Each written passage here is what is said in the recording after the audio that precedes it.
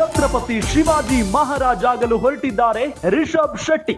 ಹೆಮ್ಮೆಯ ಕನ್ನಡಿಗ ರಿಷಬ್ ಶೆಟ್ಟಿಯಿಂದ ಮತ್ತೊಂದು mega movie announce.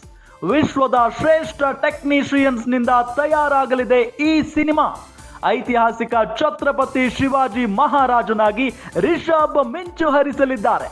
2027 ಜನವರಿ 21ಕ್ಕೆ cinema Shivaji ಚಿತ್ರ release ಆಗಲಿದೆ. ಮೇರಿ ಕಾಮ್ ಖ್ಯಾತಿಯ ಸಂದೀಪ್ ಸಿಂಗ್ ಜೊತೆ ಕೈ ಜೋಡಿಸಿದ್ದಾರೆ ರಿಷಬ್.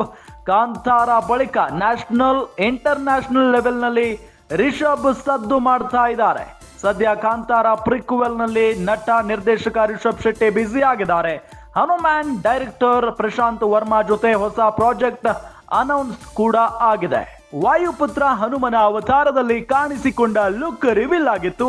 ಜೈ ಹನುಮಾನ್ ಚಿತ್ರದ ಅಫಿಷಿಯಲ್ ಅನೌನ್ಸ್ಮೆಂಟ್ ಬಳಿಕ ಶಿವಾಜಿ ಚಿತ್ರ ಅನೌನ್ಸ್ ಆಗಿದೆ.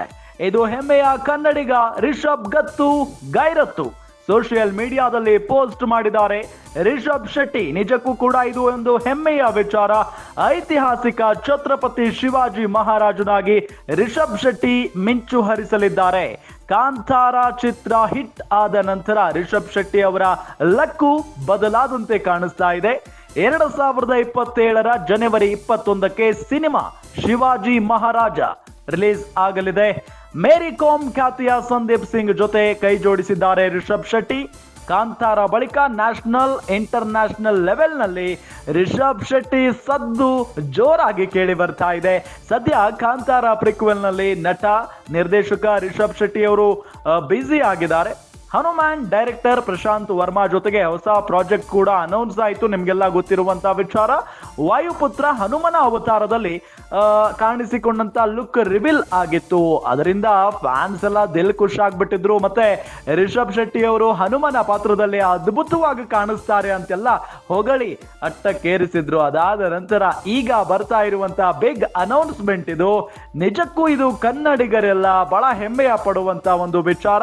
ಶಿವಾಜಿ ಮಹಾರಾಜರ ಪಾತ್ರದಲ್ಲಿ ರಿಷಬ್ ಶೆಟ್ಟಿ ಕಾಣಿಸಿಕೊಳ್ಳಲಿದ್ದಾರೆ. ಇದು ಹೆಮ್ಮೆಯ ಕನ್ನಡಿಗ ರಿಷಬ್ ಶೆಟ್ಟಿ ಅವರ ಗತ್ತು ಮತ್ತು ಗೈರತ್ತು ಸೋಷಿಯಲ್ ಮೀಡಿಯಾದಲ್ಲಿ ಪೋಸ್ಟ್ ಮಾಡಿ ಸಂತಸವನ್ನ ಹಂಚಿಕೊಂಡಿದ್ದಾರೆ ರಿಷಬ್ ಶೆಟ್ಟಿ. ಕಾಂತಾರ ಸಿನಿಮಾ ಎಷ್ಟು ದೊಡ್ಡ ಮಟ್ಟದಲ್ಲಿ ಹಿಟ್ ಆಯಿತು ನಿಮಗೆಲ್ಲ ಗೊತ್ತಿರುವಂತಹ ವಿಚಾರನೆ. ಕಾಂತಾರ ಸಿನಿಮಾ ಆದ ನಂತರ ರಿಷಬ್ ಶೆಟ್ಟಿ ಅವರು ಕಾಂತಾರ ಪ್ರಿಕ್ವೆಲ್ ಮಾಡೋದಕ್ಕೆ ಹೊರಟಿದ್ದಾರೆ. ಆ ಒಂದು ಚಿತ್ರದಲ್ಲಿ ಬ್ಯುಸಿ ಆಗಿರೋದು. ಇದೆಲ್ಲದರ ನಡುವೆ ಹನುಮಾನ್ ಆಗಿ ಅವರು ಅಂದ್ರೆ ವಾಯುಪುತ್ರನ ಪಾತ್ರದಲ್ಲಿ ಕಾಣಿಸಿಕೊಳ್ಳಲಿದ್ದಾರೆ.